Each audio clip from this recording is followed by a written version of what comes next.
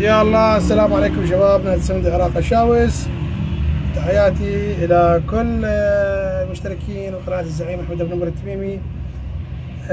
شباب، اخواني الاعزاء، كثير من اصحاب السمنت والبيجو والبارس يعانون من مشاكل الهاوزن، اللي هو مشكلة الشتوف، مشكلة البوربونات اللي تقوم. فيعني قلت ما اقدر ابقى ساكت، لازم اسوي حل اخواني وكل اصحاب السمنت، وانا خاصة مدير جروب على اتحمل على عاتقي المسؤولية الاكبر ان شاء الله. فالحمد لله اشكر قد المسؤولية.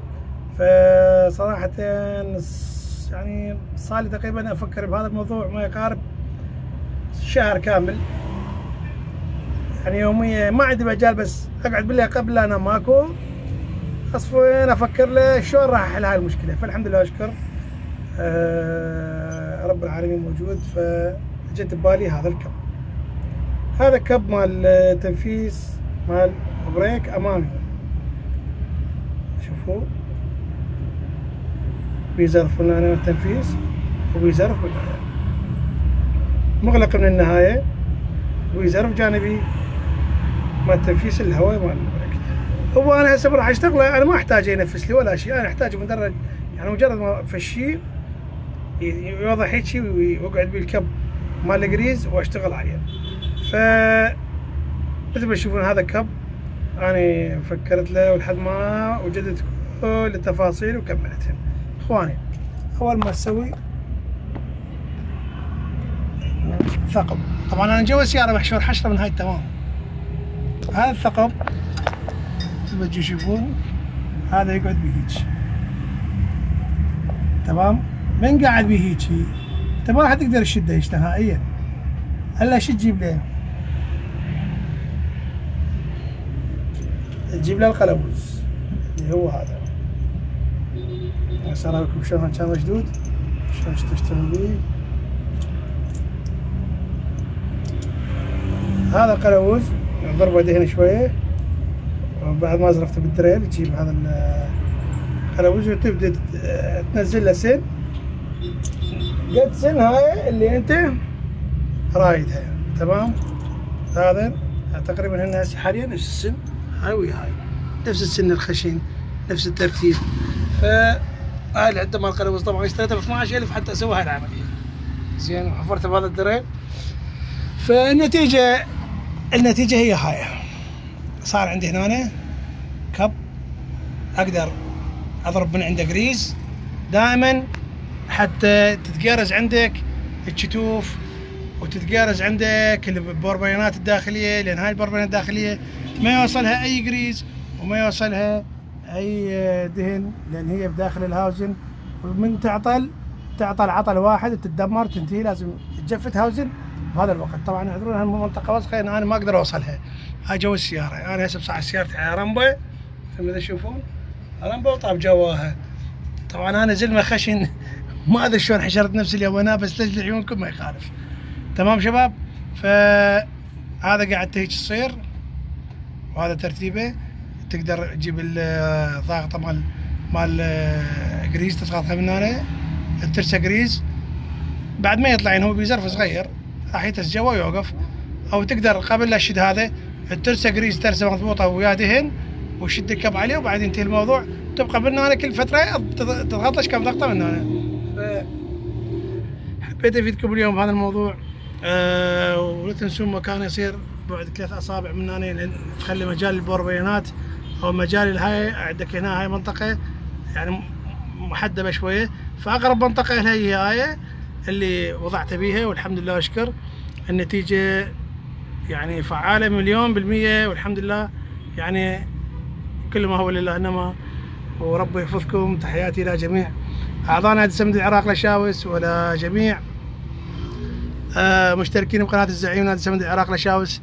فهاي اليوم اخر ابداعاتنا بالسمنت، وهذا هاوزن سمنت 2000. كل الموديلات يجي هيك من 2009 الى اخر موديل كله يجي نفس الشكل، زين. فهذا اخر ابداعاتنا، ويا رب ان شاء الله ينال اعجابكم تستفادون من هاي العمليه. وتحياتي للجميع. مدير النادي الزعيم احمد بن عمر التميمي، حياكم الله، في امان الله.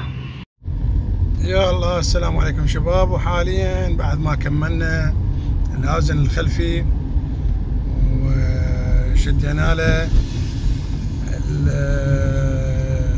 مثل ما نسميه المميات، يعني تجربة مليون تريليون بالمية ناجحة، جدا جدا ناجحة. كانت عندي هوسة اللي ورا مو طبيعية. واحد غيري يعني يروح يبدل بوربينات خلفية. زين، هسه ما شاء الله السيارة كلش ناعمة، هدوء مو طبيعي بالخانة الخلفية، الطسة جدا حلوة. البوربينات راح يكون عمرهن أطول، لأن أنا درت لهم ما يقارب لتر أو ربع، يعني ربع لتر دهن كل جهة، صار نص لترة. وهسه السيارة مثل ما يعني ما شاء الله أنا طالع بيها، الطسة كلش حلوة صارت عندي. اختلاف عن قبل. كان قبل وصوصة عندي والصوت يطلع، يعني ايش صوت يطلع، كان يطلع صوت هذا الصوت جدا مزعج، يعني كأنه صوت مال الفراكات. هسه الامور اختلفت عندي، البوربينات الكتف كله متزيت، الامور كلها متزيته وخير من الله، والتجربه ناجحه جدا ناجحه. واني هاي العمليه مخطط لها قبل فتره، وكنت اجمع بالادوات، واليوم قررت انفذ، فنفذتها واخذت من عندي ما يقارب ساعتين وشويه. وطبعا احب اخص بالذكر اخوي الغالي مسؤول نخبة بغداد مصطفى طالب، اللي هو انا كنت حاجز الرمبه مال غسل مالته لمده ساعتين، حتى لان انا ما اقدر انام جوا السياره الا صعدها على رمبه، وكنت قاعده جوا بالسياره، يعني جوا السياره قاعده واشتغل. فشكر خاص لمصطفى طالب، يقول لي ربي يحفظك ويرزقك ويحفظ المحطماتك ويحفظك ويرزقك من اوسع ابواب ان شاء الله، امين يا رب العالمين. فالحمد لله اشكر، تمت العمليه بنجاح ونسبه نجاح باهره جدا. واللي حاب يشتغل نفس هذا الشغل، يعني الشغله هذه الواحد يكون عنده واس وعنده اصرار ويفتح مخه شويه، تنجح العمليه عنده ونتائجها جدا روعه. واللي ما يدبرها يجيب المواد واحنا نسويها له وما يكون خالطها، ولا ما يدبرها يجيب المواد، احنا عندنا المواد ونسويها له. زين، تحياتي للجميع وربي يحفظكم، وان شاء الله انتظرونا بفيديو الابتكار جديد وعمليه جديده، وكل ما يخص السمند والبيجو وكل سيارات الايراني ان شاء الله نفيدكم به. تحياتي للجميع، مدير النادي الزعيم احمد ابو نمر التميمي، في امان الله. الباب مكسور ونافذتي ذوت.